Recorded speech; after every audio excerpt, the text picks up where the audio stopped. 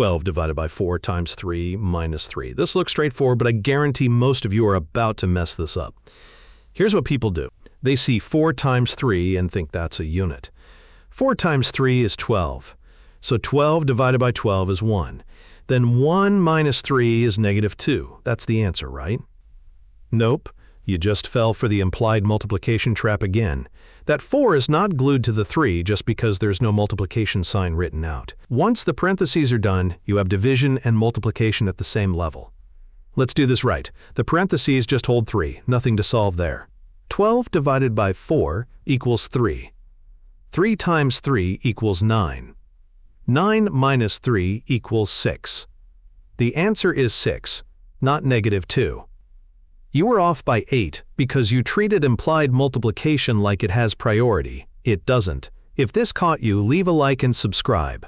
These traps are everywhere, and I'm here to help you spot them.